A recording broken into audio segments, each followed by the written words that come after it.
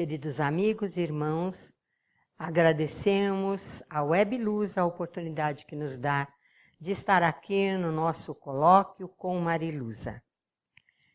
Que a paz de Jesus esteja em nossos corações. Hoje vamos abordar um tema muito difícil, a morte. É algo que nos acompanha desde o momento que nós nascemos, mas é algo para o qual nós nunca estamos preparados. Vamos ao pensamento da semana. Ouça e medite. Não há espírito obsessor que aguente trabalho, paciência e oração. A luz do amor os ofusca e a perseverança sem limites os esgota. Tomás Antônio Gonzaga, no livro Simplesmente Amor. Como sempre, saudando as pessoas que fazem diferença no mundo pelo seu trabalho. Eu te saúdo, Dr. Lawrence Morel, diretor de Patologia Experimental da Universidade da Flórida, College of Medicina, pela cura do lúpus, através da metformina, um dos remédios utilizados para o controle da diabetes. Esta doença, lúpus, é uma doença imunológica terrível e incurável, mas muitos obtêm a cura através da hemoterapia, que foi descoberta por François Ravoux em 1911, quando houve o combate da febre tifoide, e que até hoje é usado por alguns médicos. E a hemoterapia é feita por muitas pessoas que tiram uma quantidade de sangue da própria veia e aplicam no músculo, vencendo o câncer e vencendo outras doenças. É algo para se debruçar, estudar e buscar a melhoria contra o sofrimento do ser humano. Então, eu te saúdo, Lawrence Morel. O tema da morte envolve o sofrimento do ser humano. Envolve a poesia de Vinícius, que diz: a gente mal nasce e começa a morrer. Depois da chegada tem sempre a partida, porque não há nada sem separação. Então, a vida terrena parece uma ilusão realmente. E nós ficamos pensando, quem nós somos? De onde viemos? Para onde vamos? Na arte, Paul Gauguin fez quadros maravilhosos sobre o assunto, e muitos foram os filósofos que se debruçaram sobre essa realidade. Há quem busque na ciência saber como foi que o ser humano surgiu na face da Terra. E então há aqueles debates que nós teríamos sido plantados aqui através de alienígenas há milhões, bilhões de anos. Há outros que dizem que nós surgimos do ser unicelular, né? Eu até brinco, eu falo que eu queria ser uma ameba, porque a ameba se parte em dois e vai se multiplicando, né? Como eu tenho muito trabalho, eu adoraria poder me multiplicar assim. E todos os nossos mecanismos de defesa começam através do protozoário, que quando se assusta na água, ele tem um movimento de aparente morte. Não se deve jogar a criança para cima e pegar. Muita gente faz isso, acha uma gracinha. Não deve, porque é um perigo. E naquele momento, naquele milésimo de segundo, a criança para de respirar, seu coração para de bater, e ela fica com uma morte aparente, os seus músculos ficam todos hipertônicos, duros, enrijecidos. Seu coração para e seu cérebro também não raciocina. Então, essa aparente morte causada pelo medo, muitas vezes tem salvo a vida de pessoas que chegam a ficar dentro d'água 24 horas e depois saem ainda vivos. São casos assim estudados pela medicina. Mas essa morte nos leva a pensar de onde nós viemos. Sócrates, Confúcio, Lao Tse, muitos se debruçaram sobre isso.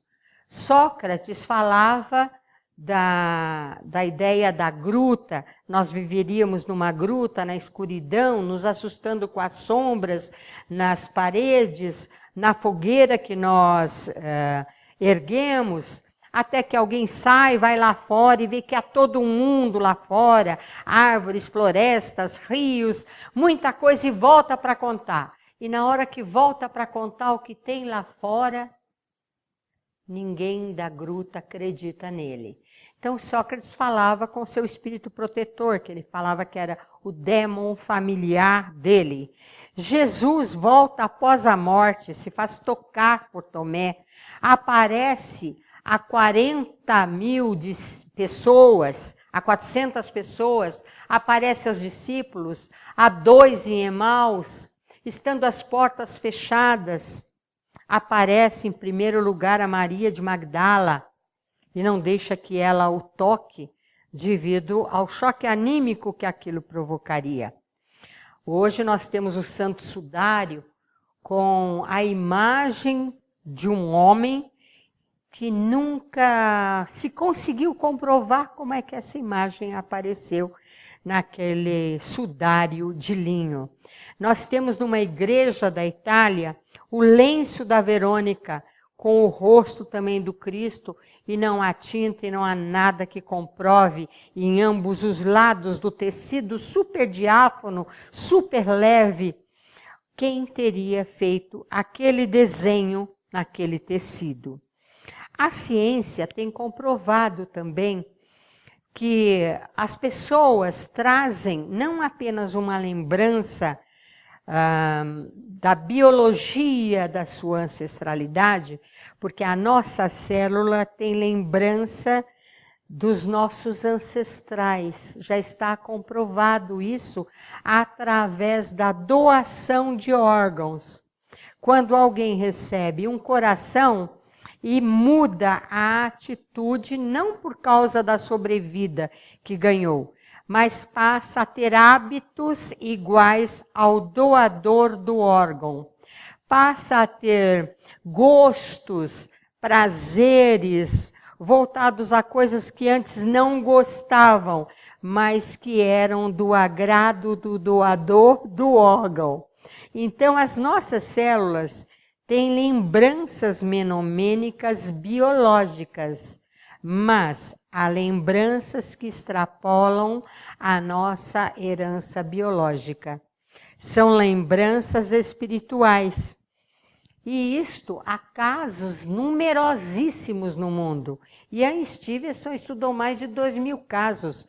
Volta e meia, através da internet, no Facebook, em outros lugares, nós vemos cientistas apresentando crianças que se lembram de ter sido o próprio avô que morreu através de uma bala que pegou a veia aorta. E como a criança nasce quase depois da morte desse avô, ela traz uma deficiência na veia aorta que implica em várias cirurgias para consertar aquele defeito genético que viera por conta não de uma herança genética, mas de um defeito causado por uma vida anterior. Portanto, não é biológica, e sim espiritual. Então, a morte é algo para o qual nós não estamos preparados, mas, como diz o poeta, a gente mal nasce, começa a morrer. Hoje a ciência estuda a morte, se debruça sobre ela com todos os mecanismos que ela pode utilizar. Por exemplo, chegou-se à conclusão que todas as pessoas que morrem, sejam elas crianças, jovens, adultos, gordos, magros, perdem 1 grama no instante da morte. Fez-se até filmes de terror sobre isso, que não vem ao caso. O que importa é o estudo a respeito. Temos aparelhos que detectam o ectoplasma gasoso no ambiente, que é uma doação de encarnados e uma utilização de desencarnados. Mede-se a mudança da atmosfera do local, geralmente quando esfria o local, são fluidos e vibrações pesadas de entidades que estão, de alguma forma, intervindo para provocar algum malefício a pessoas ou ao ambiente, onde esses aparelhos detectam essa mudança de temperatura. Esse estudo desse fenômeno é utilizado para saber da comunicação com os chamados mortos, até mesmo nos países materialistas. Na Rússia, por exemplo, se estuda o fenômeno Teta, que não é senão a comunicação com os chamados mortos. É algo que atraiu Kardec para o fenômeno mediúnico e, através disto, se fez toda uma base doutrinária na explicação da nossa vida, quem somos, de onde viemos, para onde vamos. Então, esse para onde vamos implica a morte, né? Vários pesquisadores brasileiros foram estudar a psicografia, a escrita dos médiuns, né? E fizeram um estudo na Universidade da Pensilvânia, estudando o cérebro das pessoas. Então, o Sr. Jorge Andréa diz, de 0 a 4 ciclos por segundo do nosso cérebro, nós temos os deficientes mentais. De 4 a 7, nós temos pessoas que têm a epilepsia. 7 ciclos, geralmente a pessoa está tendo um ataque epilético. Chico Xavier, quando foi estudado pela revista O Cruzeiro, há muitos anos atrás, publicaram que ele estava tendo um ataque epilético quando estava psicografando, porque o cérebro dele media 7 ciclos por segundo. Mas hoje a ciência diz que 7 ciclos por segundo é contato com as inteligências mais superiores do universo. Portanto, um dia, esquizofrenia, epilepsia, vai ser tudo estudado dentro de um campo científico voltado para a mediunidade. E não como um transtorno realmente, como hoje. Então, o Dr. Júlio Prieto Pérez, Alexandre Moreira e outros estudaram a psicografia e já definiram o seu estudo na Universidade da Pensilvânia. Há 2 anos atrás, nós fomos ser cobaia num estudo sobre a pintura mediúnica, que é a manifestação dos mortos através da pintura na maior universidade, na maior faculdade de Aachen, na Alemanha. Aprendi muito, mas isso eles ainda não lançaram a conclusão da defesa de tese do que acontece no cérebro dos médiuns quando eles estão em contato com os chamados mortos, através do fenômeno Teta. Então, esses ciclos 4 a 7, como eu disse, seria a esquizofrenia, mas seria também 7 ciclos o contato com as inteligências superiores. 7 a 14 ciclos por segundo são dos médiuns comuns, que estão em contato com os espíritos. 14 a 21 ciclos por segundo é do homem moderno, correndo atrás de status, correndo atrás do dinheiro, das dificuldades, das ameaças à sua vida. E ele está muito acelerado, então ele é candidato a ter um AVC ou mesmo um infarto, devido ao cérebro estar acelerado, acima do que seria o normal, certo? Então isso é estudo. Mas no livro do Evangelho segundo o Espiritismo, nós vemos Kardec conversando e os espíritos respondendo. Porque impactua muito as pessoas, por exemplo, a morte prematura de crianças. A gente não se conforma. Por que esse sofrimento? Por que a criança morre, às vezes, até no útero da mãe? Morre logo depois que nasce? Morre vítima de doenças que a levam a muito sofrimento? E então, pais, médicos, todo mundo fica muito mobilizado. Essas notícias impactuam e fazem com que todos, de alguma forma, sofram juntos, sejam solidários com esse sofrimento. E é algo que quase sempre o ser humano não consegue entender. Mas a reencarnação explica que muitas vezes a programação de mortes prematuras tem a ver com coisas relacionadas às vidas pregressas. Uma pessoa, por exemplo, que suicidou por uma doença que estava causando muito sofrimento e que ia viver, por exemplo, mais um mês, ou um ano, ou 2. E aí ela vem com o auxílio dos pais que a amam e a aceitam para ficar por pouco tempo, mesmo com o sofrimento, para ressarcir aquele 1 ano, aqueles 2 anos que ela roubou de si mesma através do suicídio. Às vezes a pessoa vai por um suicídio indireto, vai para a guerra, vai para esporte radical, vai para corrida de carro, vai para lutas que o levem à morte. Quando, no livro Nefertiti no Brasil, nós vemos a morte da Leopoldina, o livro nos impactou muito, porque eu não fazia ideia que Leopoldina que tinha dado a independência ao nosso país. Eu não fazia ideia da personalidade da Leopoldina, que é uma mulher fantástica. Quando ela faleceu, Dom Pedro I ficou com muito remorso, porque ele não era um bom esposo. E aí ele foi participar da guerra na esperança de que o matassem. Seria um suicídio indireto. Muitas pessoas vão para esporte radical, vai ser dublê de filme, vai ser corredor de Fórmula 1 e tal. Ou vai para a droga mesmo, procurando a morte através das drogas. É um suicídio indireto, mas é a busca da morte, né? Quando morre uma pessoa boa, as pessoas também se impactam e dizem assim, se fosse um homem mau não teria morrido. Não é verdade. A morte não tem esse tipo de seleção. Acontece que uma pessoa boa, como ela faz o bem, ela é muito querida. O seu ciclo de interferência é maior do que o ciclo familiar, extrapola.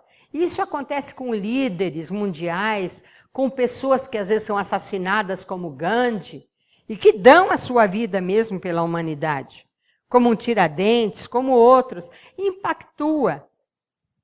Então, tanto bons como maus vêm a falecer. A morte tem sempre uma desculpa. É uma doença, é um acidente, é uma violência, mas é só uma desculpa. Ela simplesmente acontece.